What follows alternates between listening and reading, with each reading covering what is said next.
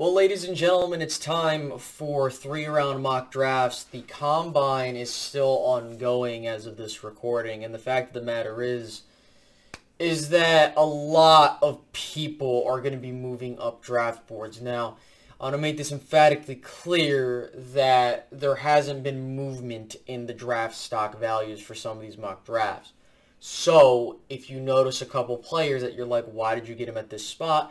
It's because certain players are moving up and down. So you're going to see this not just this week, but the following week. A lot of the players that I might select in this draft, we're probably not going to see them available. So I saw a suggestion in the comments, and I'm going to go ahead and do it here.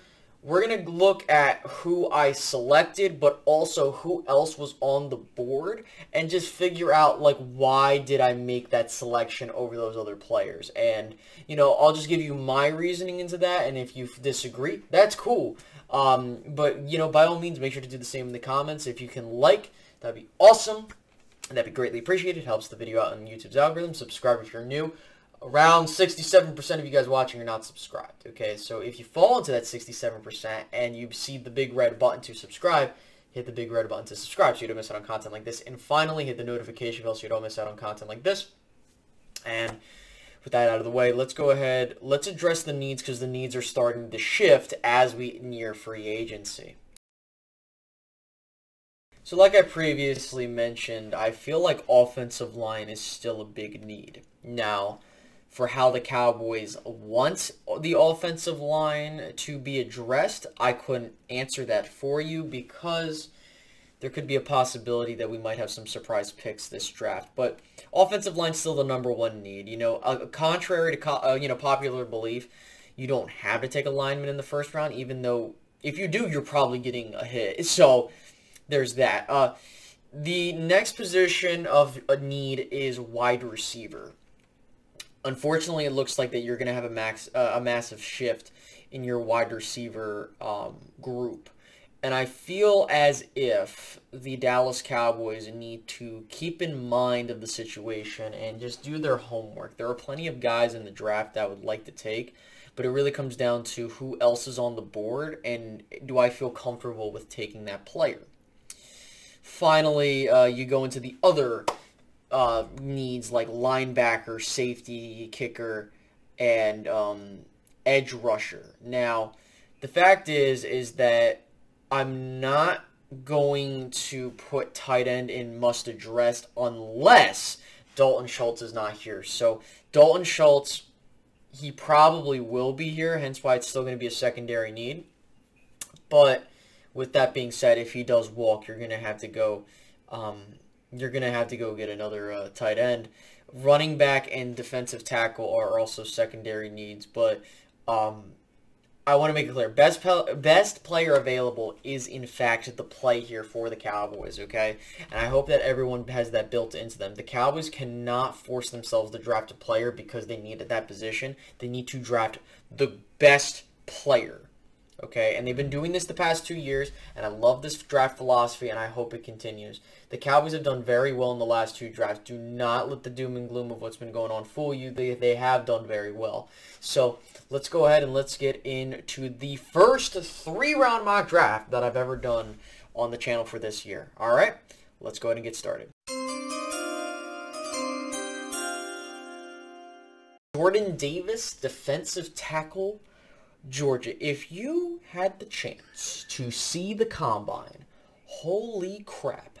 I've never seen a defensive lineman, probably since Aaron Donald, come out of the Combine looking like that. He won't be there at 24. If he's there at 24, I am going to, like, explode in happiness. I have no way of seeing, well, you know, we saw that with CeeDee Lamb, but point being is, Jordan Davis falling that low for the talent that he is you cannot pass up on a talent as good as him. He would fit a need the Cowboys have. And he has been extremely efficient at Georgia to the point to where, you know, like, sure, the numbers might not reflect it, but considering the fact that they were blowing out teams so much so to where, like, you know, you cannot, you can't just sit there and be like, yeah, I'll take someone else. So, who else was on the board? So to start things off, At receiver, you had Garrett Wilson out of Ohio State along with Chris Olave and Drake London. And of course you have other guys like Jahan Dotson and stuff like that. Zion Johnson was also on the board as well. And then you go into some other positions. And to be honest with you, like, there really wasn't anybody else that I would justify pick 24 with him on the board, that being Jordan Davis. So those were a couple of the guys that were available in this particular mock draft. Now,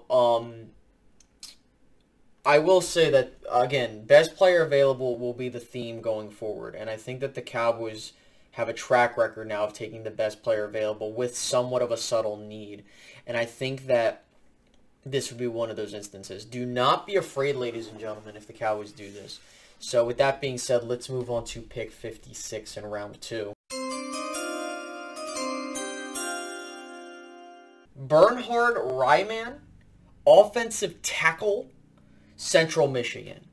Now, just because I say he's a tackle, he isn't going to be a tackle. He's going to be a guard in the league, and I believe he is your Connor Williams replacement. The Dallas Cowboys have met with him informally and then eventually formally.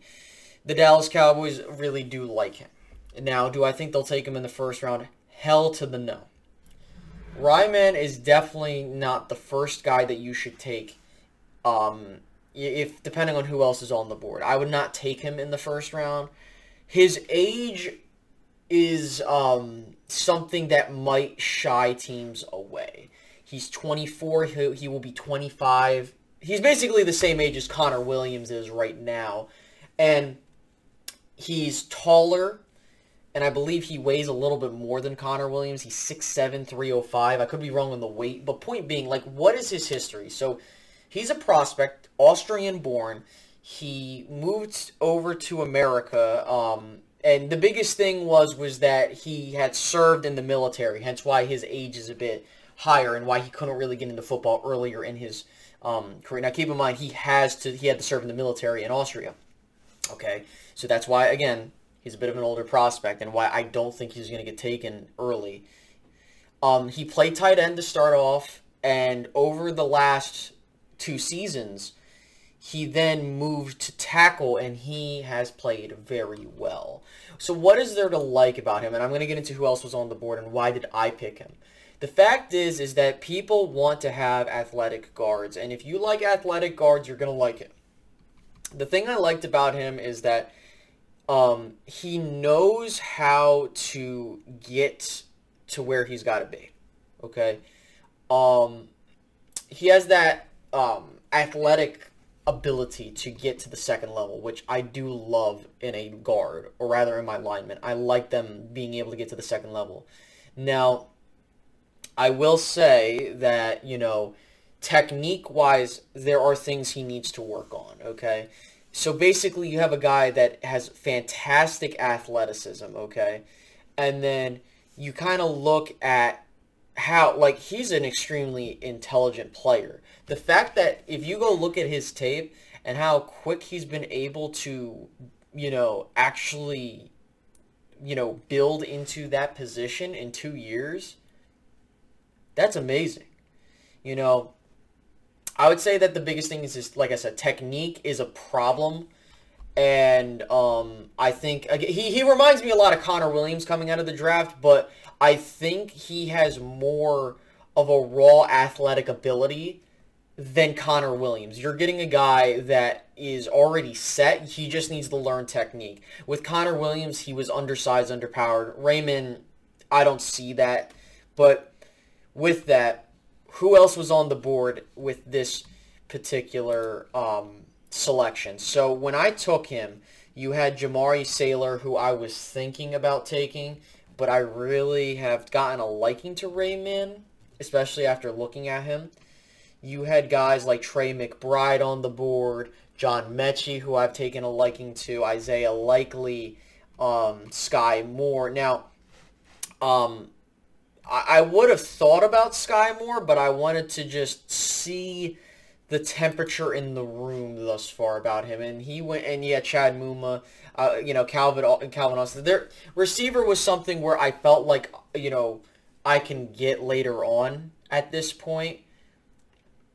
But the fact is that I think that he was the best player on the board, all things considered, and you shouldn't be afraid of this guy. I think that he would be a fantastic plug-and-play starter at left guard, and you get a guy that, you know, you got a solid starter for the next couple of years, and you just go forward from there, ladies and gentlemen. So that's all you can ask for. That you need to hit on your guards in the second and later rounds and just churn and burn there unless they're like an amazing player.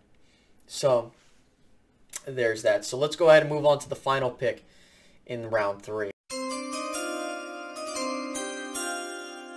Jalen Weidermeier, tight end, Texas A&M. So a thing I've been noticing is that his stock has been dropping, not at his own avail. It's been because a lot of the other prospects have been doing much better. So I'll quickly go over other guys that were on the board, and then I'll go into a quick little analysis because I've talked about Jalen Weidermeier before on the channel.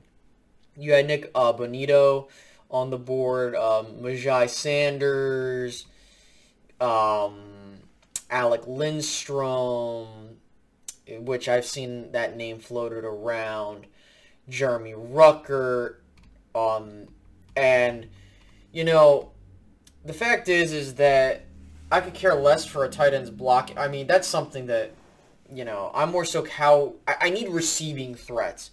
And so I think Jalen Weidermeier, in my honest opinion, is the best. And I could be wrong here. This is just my honest opinion. I like him the most coming out of this draft. I've liked him for quite some time. And I think that what you're getting in this guy is you're getting a day one starter who, you know, he can mesh well. Like I've talked about before, tight ends are something that you can always draft and keep going. And he would be a perfect fit for Dallas. He has met with the Cowboys informally. Formally, I haven't heard anything yet. But he's a guy you should keep an eye out on. The Cowboys did meet with Isaiah Likely as well, I think. I might be missing out on that. But they have been meeting with tight end prospects. So if that leads me to anything, I think what might be happening is they might tag Schultz and then draft a guy and then let Schultz walk after the tag. That's kind of what the vibe I'm starting to get from the organization, but I could be wrong.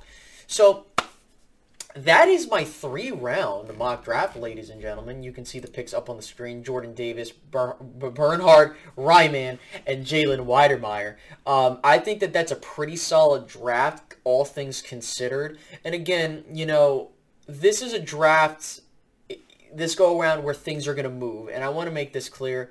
I'm going with best player available, and these are some of the guys that I feel are the best players on the board, and you can disagree, and that's what the room here is for. We are here to disagree and kind of listen to each other's opinions. If you don't like what I got, hey, just tell me what you would have done, and by all means, hey, that's just your opinion. And I'm not going to just fight it. You know, I think that this is the best time of year to look at, you know, and learn. If you see something that I don't, then I will most likely go back and take a look. So yeah, make sure to like, comment, subscribe, and all that other stuff. And I'll check you guys later in the week. All right, guys. Have a good one. Bye-bye.